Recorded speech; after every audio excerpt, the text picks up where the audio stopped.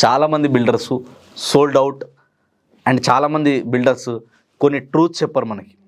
So ఇక్కడ మనం కొన్ని విషయాలు తెలుసుకుందాం. పాయింట్ నెంబర్ 1, సోల్డ్ అవుట్ అన్నంత మాత్రాన అన్నీ సోల్డ్ అయినట్టు కాదు. ఇది ఒకటి గుర్తుపెట్టుకోండి. ఇంకొకటి ఏంటంటే చాలామంది ఏంటంటే క్వాలిటీ గురించి చాలామంది చెప్పరు.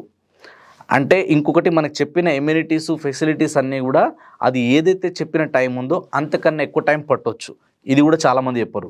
ఇంకొకటి ఏంటంటే హిడెన్ ఛార్జెస్ గురించి చాలామంది డిస్కస్ చేయరు. ఇనిషియల్ స్టేజ్లో బుకింగ్ అయ్యేటప్పుడు చాలామంది చెప్పరు, బట్ రిజిస్ట్రేషన్కి వెళ్ళేటప్పుడు అలాంటి టైంలో రివీల్ చేస్తారు. లైక్ పార్కింగ్ ఛార్జెస్ కావచ్చు, ఎమ్యూనిటీస్ ఛార్జెస్ కావచ్చు, మెయింటెనెన్స్ ఛార్జెస్ కావచ్చు, ఇలాంటివి.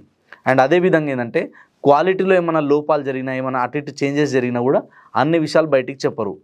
అందరూ కాదు, కొందరు. కాబట్టి ఇలాంటి జాగ్రత్తలన్నీ తెలుసుకున్న తర్వాతనే అన్ని క్లియరెన్స్, హిడెన్ ఛార్జెస్, చెప్పిన ప్రామిసెస్ ఏవైతే ఉన్నాయో బ్రోచర్లో ఉన్నవి రియాలిటీలో జరగడానికి ఎంత పాసిబిలిటీ ఉంది ఇవి చూసుకున్న తర్వాత మాత్రమే మీరు ప్రాపర్టీ కొనండి. Thank you so much.